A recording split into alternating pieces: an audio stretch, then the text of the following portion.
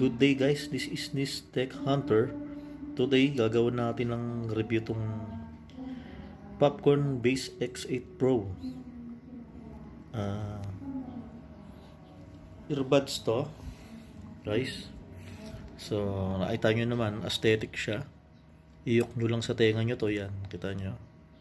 Wired tong isang to, yan. So iyok nyo siya sa tenga nyo. Pansin nyo, aesthetic siya, transparent black, kita yung system niya sa loob, kaya maganda siya tignan, yan. And about sound quality naman, yung bass niya, maganda ang bass niya, maganda rin yung audio quality niya. Quality parang halos same din sa branded yung quality ng sound niya. At the price range of 200 to 300, not bad.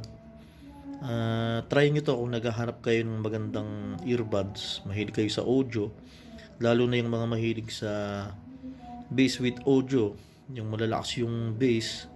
Ito, highly recommended ko sa inyo to. Kahit isagad yung bass nito, hindi mababasag ang tunog. And yung quality niya maganda, hindi siya tunog lata. Compared to branded, halos yung quality niya same. So itry nyo to, ilalagay ko dyan. If you're interested sa Yellow Basket, check nyo din yung shop nila. Marami din silang variant doon and mga cool gadgets doon. Kung may kayo sa audio, puro audio gadgets ang meron sila doon. Ngayon, mabalik tayo dito. Yung kanyang port, mapapansin nyo meron tong plug dito, natatanggal to, yung puti na yan. Kasi ang isa sa pictures nito, pwede siyang wireless. Tama, wireless po siya, hindi po siya tulad ng iba na wired lang. Ito, convertible into wireless, Bluetooth. Kung gusto niyo siyang i-Bluetooth, pwede siya. Pero bibili nyo ng hiwalay yung Bluetooth module nito. Sa susunod na video ko, gagawan ko ng review yun para makita nyo.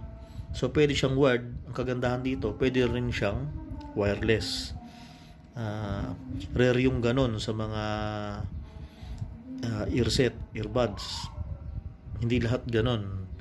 So yung iba kasi gusto nila wired, yung iba gusto wireless. Depende sa inyo kung anong preferred nyo. So i-check nyo sa Yellow Basket if interested kayo. Tested ko siya, tingin ko magugustuhan nyo to. So isa to sa cool gadget na na-review ko. So yun lang guys. Thank you and have a good day.